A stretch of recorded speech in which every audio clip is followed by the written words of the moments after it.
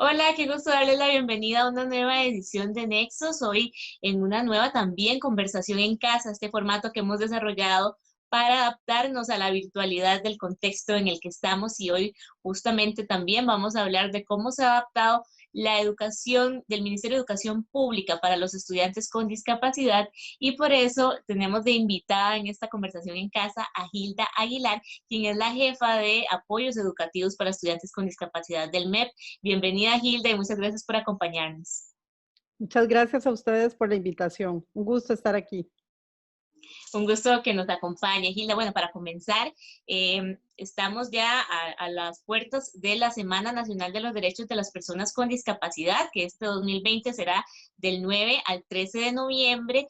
Y en el marco de esta conmemoración quisimos hoy conversar sobre los retos de la educación inclusiva en el país, más que todo en este proceso de transición en el que estamos, ¿verdad? Con las clases virtuales que todavía no tenemos claridad de cuándo esto va a dejar de ser así, ¿verdad? Virtual. Eh, y esta conmemoración de la Semana Nacional de los Derechos de las Personas con Discapacidad tiene una relación muy directa con la educación inclusiva, porque justamente en el pasado esta conmemoración se llamó Semana de la Educación Especial, ¿verdad? Y está dentro ahora la Semana Nacional de los Derechos de las Personas con Discapacidad como parte del calendario escolar del MEP. ¿Cómo fue esa transición de llamarse o de conmemorarse la educación especial a pasar a un enfoque de derechos para personas con discapacidad? Bueno, hace ya bastantes años, se definió por un decreto ejecutivo el cambio que esperamos que se conciba no solo como un cambio de nombre, sino la implicación que tiene realmente que se conciba desde un enfoque de derechos y muy importante porque es una acción que está, como usted lo dice, posicionada en el calendario escolar y que realmente esté relacionada en este momento desde ese enfoque de derechos con la educación inclusiva y con el acceso, la participación, la permanencia y el aprendizaje de las personas con discapacidad. Hace algunos años esa celebración era desde un enfoque a veces bastante segregado o incluso muy asistencial, era el único momento donde ponían a los niños y niñas con discapacidad a hacer alguna cosa en la escuela y de ahí no se pasaba, pero realmente la implicación que tiene en este momento y sobre todo creo que el lema, ¿verdad?, que acompaña esta semana, este año, que todos los años se cambia, Costa Rica se incluye y cuida a las personas con discapacidad, es muy importante porque está también enfocado en cuál es el papel que tenemos que tener en esta crisis sanitaria. Que también es muy importante este tema porque mucha gente ni siquiera conoce que el Ministerio de Educación Pública está trabajando en posicionar este enfoque de inclusión, ¿verdad? Y muchas veces se sigue pensando en que los estudiantes con discapacidad deben asistir a centros de educación especial segregados del resto del estudiantado, o que solo las educadoras y los educadores especiales son los que deben atender a esta población. Y en el MEP se venía haciendo un esfuerzo porque se cambie y que los estudiantes con discapacidad asistan a las escuelas regulares como el resto de los niños y las niñas. Y yo creo que es muy importante también que aún no se conoce. Bueno, creo que eso es un proceso que se ha venido desarrollando con más fuerza en los últimos tal vez 5 años, pese a que la Convención de los Derechos de las Personas con Discapacidad está posicionado desde el 2006, ¿verdad? Y Costa Rica en el 2008 lo suscribió con la ley 8661. Por muchos años estuvo debatiendo definiciones para la educación inclusiva y hoy con claridad sabemos que la educación inclusiva no es más que un derecho, ¿verdad? El derecho de las personas con discapacidad a estar en el sistema general de educación. Ese derecho implica hacer acciones que conlleven al ejercicio de ese derecho. ¿Por qué? Porque tuvimos un sistema de educación especial segregado muy robusto por muchos años, que incluso fue el orgullo del país en la región, porque era el único país que tenía en la región que tenía tantos servicios de educación especial. Eso hay que revertirlo, ¿verdad? Y revertir ese proceso lleva tiempo, pero se han venido haciendo acciones específicas. En el 2018 se hizo el decreto de accesibilidad e inclusión que reafirma precisamente ese proceso, determina un tiempo, un plazo para ir transformando los centros de educación especial en centros de apoyo y recursos, para ir transformando las aulas integradas en servicios de apoyo educativo, que ha sido muy interesante ese proceso. En algunos espacios se ha acelerado más de lo que esperábamos. Hemos tenido muchas aulas integradas que se quedaron sin estudiantes, ¿verdad? Porque las familias tomaron la decisión y con el apoyo del centro educativo fueron a la educación regular, y ahora estamos convirtiendo ese recurso, que es muy importante, el recurso humano, para que dé apoyo a lo interno de los centros educativos. También se hicieron las líneas de acción cambiando, digamos, el quehacer de los docentes de apoyo, que ya no era sacar a los estudiantes a un cubículo aparte, sino que es esa docencia compartida de alguna forma, donde el docente de apoyo trabaja con la docente regular, dándole apoyo a ella, que ocupa hacer muchos ajustes, o no tantos a veces como se piensa, pero sí ajustes en la mediación, que además contribuyan a ese proceso de inclusión del estudiante con discapacidad, pero que contribuya con todos los estudiantes. Sí, que eso es Eso, muy importante también, claro, Gilda, que creo que es uno de los retos principales que las docentes y los docentes de educación regular sepan cuál es su rol y su papel en la adaptación de los procesos y las estrategias de enseñanza-aprendizaje, considerando la diversidad de la población estudiantil, ¿verdad? Y no esta visión que todavía existe en muchos centros educativos o para muchas familias y también profesionales de que los estudiantes con discapacidad deben ser atendidos únicamente por docentes de educación especial o por personas de personal de apoyo emocional, por ejemplo, ¿verdad? Y yo creo que ese es uno de los retos principales, que cada docente que gradúe del país o que esté ya trabajando tenga la capacidad de conocer estrategias, ¿verdad?, de formación que sean desde un acceso universal. creo que eso es muy importante también porque eso está plasmado también en la política de transformación curricular del MEP. Recordar que esto no es una acción unilateral nuestra como departamento. Nosotros pertenecemos a una dirección de desarrollo curricular donde están todos los departamentos de primaria, secundaria, preescolar y demás. Y que la transformación curricular, hay dos cosas que posiciona de forma importante, es esa educación centrada en la persona, ¿verdad? Que eso es muy importante. Y la otra, el diseño universal para el aprendizaje y un currículum por habilidades. Estas tres cosas contribuyen significativamente a una educación inclusiva, ¿verdad? Que no está posicionado para un estudiante en particular, sino para todo el sistema, que hay que reforzar mucho, trabajar mucho, y sobre todo porque eso está centrado en la mediación. ¿Qué nos está diciendo? Que la mediación es un tema que sí es de todos los docentes, de cualquier docente, ¿verdad? Y que además en esa mediación pedagógica, si usamos el diseño universal para el aprendizaje, lo convertimos en una herramienta muy poderosa que nos va a ayudar con todos los, que va a colaborar con todos los estudiantes. Y otro elemento esencial en la educación inclusiva es el trabajo colaborativo.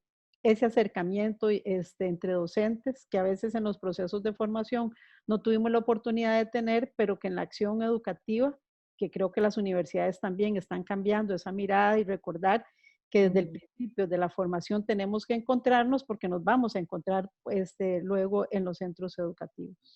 Eso Claro, es.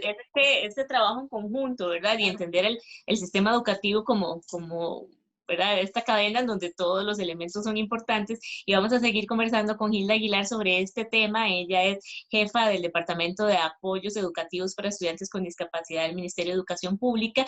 Y ustedes estarán preguntando, bueno, ¿cómo se ha trabajado el tema de la virtualidad y en este proceso, ¿verdad?, de transformación hacia una educación más inclusiva? Se lo vamos a conversar al volver del corte, así que quédese con nosotros que ya regresamos.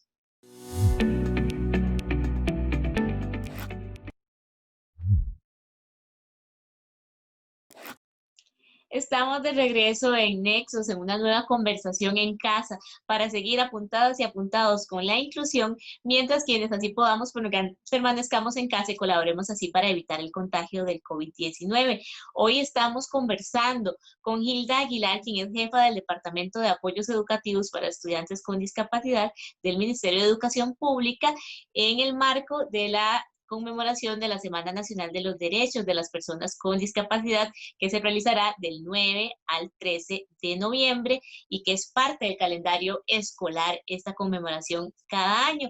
Y queríamos también conocer cuáles han sido, Hilda, esos retos que se ha encontrado el Ministerio de Educación Pública en este contexto de la virtualidad y de la educación remota, ¿verdad? Que hemos tenido que aplicar en todo el sistema educativo, pero también cómo las necesidades diversas que tiene el estudiantado y en el caso de los estudiantes con discapacidad, cómo se ha solventado esa carencia, ¿verdad? Más bien desde el contacto físico y de la asistencia al aula de forma regular. Bueno, una cosa importante es reconocer que en el mundo entero, una de las poblaciones más afectadas con la crisis sanitaria, no hay duda que ha sido la población con discapacidad, en el mundo entero, ¿verdad? Y hay datos importantes que revelan, porque una de las situaciones que vivía la población con discapacidad, que ellos dicen que han vivido en pandemia hace muchos años, ¿verdad? Es justamente la brecha digital. Y Costa Rica no fue la excepción de eso. Lo que sí es muy importante rescatar es que cuando el Ministerio de Educación establece Aprendo en Casa y la educación a distancia, se empezaron a establecer alertas importantes. La primera es que nosotros como departamentos hicimos una serie de pautas para los estudiantes, para los docentes, ¿verdad? Para definir cuál iba a ser el abordaje, porque el ministerio definió cuatro escenarios en la educación a distancia. El primero, los estudiantes y sus familias con conectividad, dispositivos, y el último escenario, el 4, que es los estudiantes que no tenían dispositivo, no había conectividad, que no hay duda que es el más complejo en esta crisis sanitaria. Bueno, a partir de eso, el MEP empieza a diseñar propuestas específicas y los centros educativos también a seguir definiendo cómo abordar eso. Una es que los docentes de apoyo siguen trabajando, ¿verdad? Los docentes de apoyo educativo siguieron. Los centros educativos, cada centro educativo hizo un estudio para ver cuál era, en qué nivel, en qué escenario se ubicaba su población, y aquellas poblaciones que no tenían conectividad, los centros educativos han agenciado para, a través de material físico, cuando se hacen las entregas de alimentos, enviar alimentos, e incluso en algunos centros, ¿verdad? Por ejemplo, los centros de educación especial que todavía tenemos, ellos se agenciaron para préstamo de equipo, de equipo, por ejemplo, colchonetas y otro tipo de cosas. Pero muy importante porque además el MEP trabajó fuertemente en desarrollar esta plataforma para todos los docentes del país. Ya desde hace 10 años todos los docentes del MEP teníamos correo electrónico y demás. Hubo gente que no lo había usado, pero esa plataforma ya existía y lo que hicimos fue activarla y se empezó a mejorar con la Dirección de Recursos Tecnológicos. Esto sí ha sido un trabajo de muchas entidades a lo interno del MEP, la Dirección de Desarrollo Curricular, produciendo guías, nosotros haciendo guías definidas, orientando a los docentes para que hicieran guías con apoyos para estudiantes que requerían apoyos específicos, otros profesionales que también han activado. Y una cosa para mí vital ha sido lo que hemos llamado la alerta temprana. La alerta temprana es una serie de pautas que ponen precisamente en alerta a los centros educativos de aquellas familias que por diferentes razones no se han conectado o se ha perdido el rastro, porque lo primero que señaló la señora ministra de Educación y que pues, me parece fundamental al día de hoy es que lo que no se pudiera perder el vínculo con las familias y los estudiantes. Eso sigue siendo esencial. Por supuesto, entregar. Y porque también, Gilda, en eso que usted menciona del vínculo y también retomando que lo dijimos en el bloque anterior, que cada Semana Nacional de los Derechos de las Personas con Claro, Discapacidad tiene un lema y que el de este año es Costa Rica se cuida e incluye a las personas con claro, discapacidad, porque sin duda, y como usted lo mencionaba al inicio del bloque, las personas con discapacidad enfrentan una serie de brechas adicionales que complican este escenario de acceso a la educación virtual, porque hay un vínculo también muy estrecho entre la discapacidad y la pobreza, ¿verdad? claro. En familias con situaciones de pobreza es más común la discapacidad y cuando sucede que uno de los miembros de la familia tiene discapacidad, también eso suele también generar pobreza, ¿verdad? Una cosa y Claro, la otra. la otra. Eh, cómo también tomar en cuenta y cuando se tienen que hacer estrategias que sean tan generales, cómo no dejar de lado estas particularidades, ¿verdad? Y que nadie se quede atrás, como dicen los Objetivos de Desarrollo Sostenible. Muy importante eso que señala, porque dentro del MEP, ¿verdad?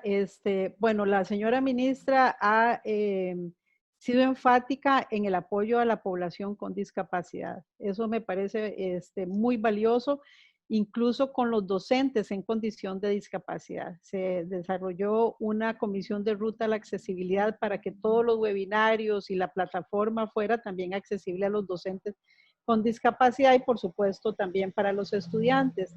Pero cuando se habla de esta alerta temprana, también hay un grupo de profesionales a lo interno del MEP que está trabajando con los grupos más vulnerables. Y eso ha sido una consigna de la señora ministra, ¿verdad? En esa comisión o en ese grupo, por supuesto que estamos nosotros representados por una de las compañeras del departamento, pero ese grupo hace alianzas porque para salir adelante en esta crisis sanitaria tenemos que hacer alianzas importantes.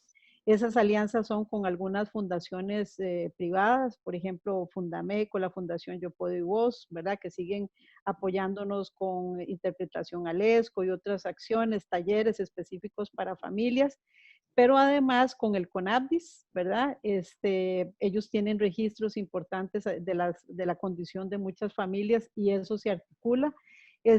Posiblemente eso hay que seguirlo trabajando muy fuertemente porque esperamos que nadie se nos quede de verdad atrás y por fuera de estos procesos.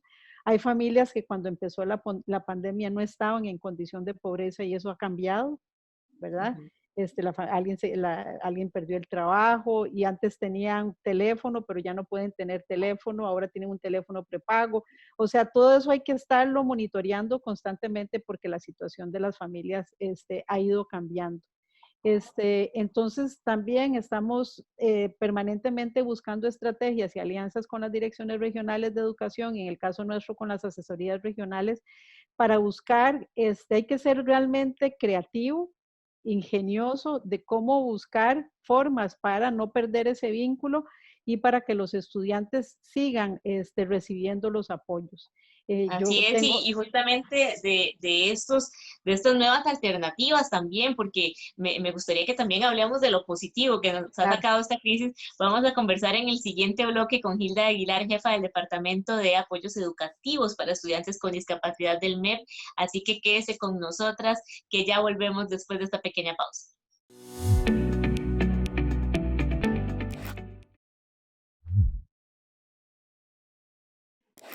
Estamos de vuelta en Nexos hoy en una conversación en casa con Gilda Aguilar, jefa del Departamento de Apoyos Educativos para Estudiantes con Discapacidad del Ministerio de Educación Pública, contándole a usted sobre la Semana Nacional de los Derechos de las Personas con Discapacidad del 9 al 13 de noviembre, en donde el lema de este año, de la celebración 2020, es Costa Rica se cuida e incluye a las personas con discapacidad, y sin duda una de las áreas en las que más retos tenemos es en la educación, porque no podemos dejar que esta crisis revierta lo que se ha avanzado para lograr una educación inclusiva en Costa Rica, y por eso estoy conversando con Gilda sobre, bueno, qué alternativas ha encontrado el Ministerio de Educación Pública ante este escenario y también qué parte ha sido positiva también, Gilda, de estos procesos, porque hemos sido forzados de alguna manera a implementar otras estrategias virtuales, pero que de repente también han tenido beneficios para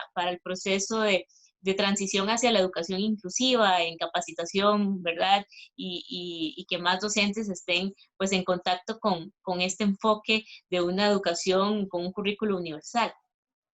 Bueno, increíble, pero la verdad es que las cosas positivas han sido muchísimas. Tal vez nosotros mismos no pensamos en lo que nos íbamos a encontrar.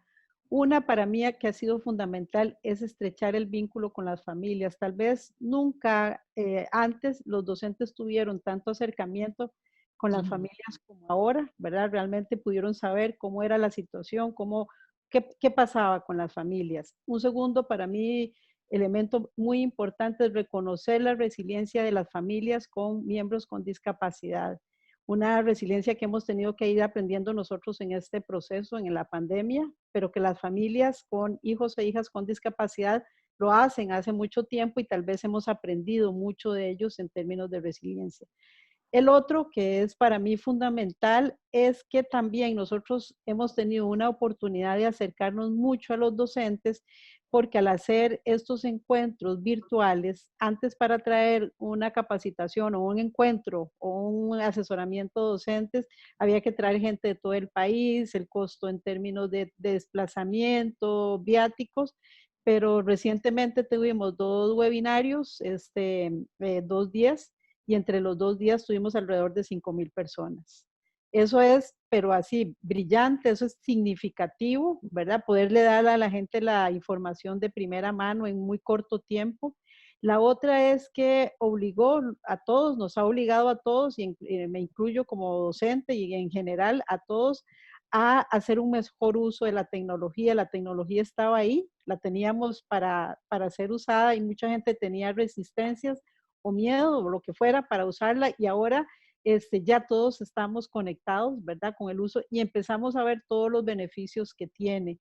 Y Y para que la además, Hilda, esto también es un proceso que es como un alto en el camino en general para la sociedad claro. y que nos va a permitir y también tener, como decimos coloquialmente, poner mucho ojo, ¿verdad? En que en el diseño de esta nueva normalidad se considere la educación inclusiva, ¿verdad? Porque esto se viene trabajando en consolidar este enfoque de educación de acceso universal desde hace muchos años y de repente pues también había ciertas resistencias en algunos grupos y demás, pero yo creo que al tener que hacer transformaciones significativas en el sistema educativo es una ventana de oportunidad para consolidar esos procesos hacia una educación que sea inclusiva de todos los estudiantes.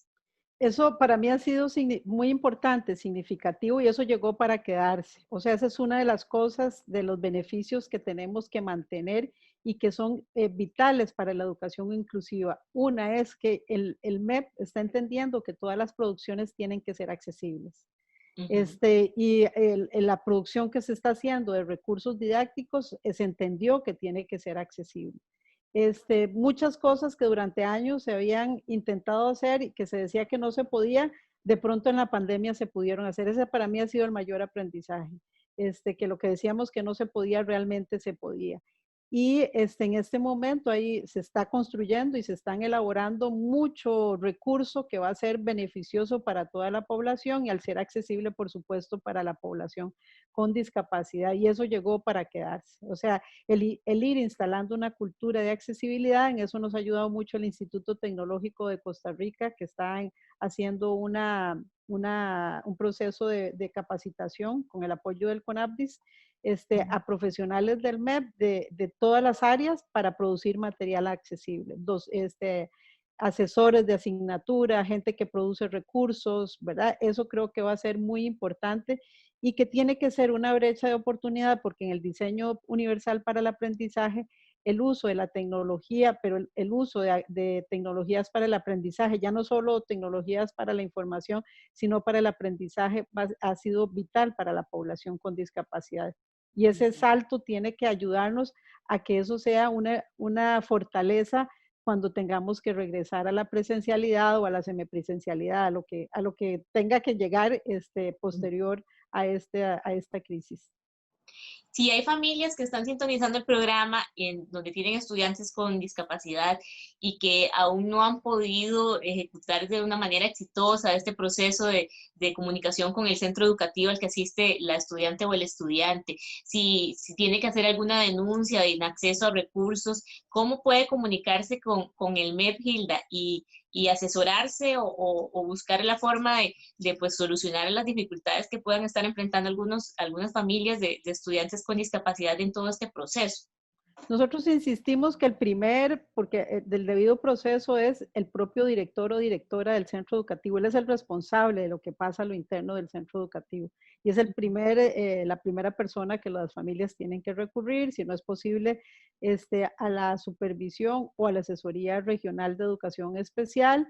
Si no hay respuesta al propio departamento, puede ser a través del correo apoyos educativos discapacidad @mepgeo.cr, ¿verdad? Apoyos educativos discapacidad @mepgeo.cr, y nosotros podemos orientar el proceso, ¿verdad? Porque las escuelas están cerradas para la presencia física, pero las responsabilidades continúan, ¿verdad?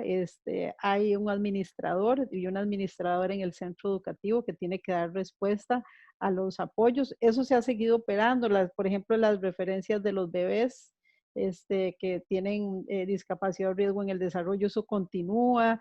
Hay que garantizar que si si hay un docente de apoyo asignado, realmente el apoyo se esté ofreciendo en articulación con el docente regular. Por ejemplo, el trabajo con la ley 8283 para la parte de recursos y productos de apoyo, eso ha continuado. O sea, nada de eso se ha detenido y sí, se sigue trabajando en ese sentido. Pero es muy importante que las familias, si hay algo que no está sucediendo como debe ser, recuerde que los mecanismos de exigibilidad de derechos en este país son valiosos, son importantes y los tenemos. Tenemos la Contraloría de Derechos Estudiantiles también, que es un espacio donde las familias pueden recurrir. Pero el no dejar a nadie atrás implica también que las familias tienen que empoderarse en términos de que los derechos empiezan también en el propio hogar.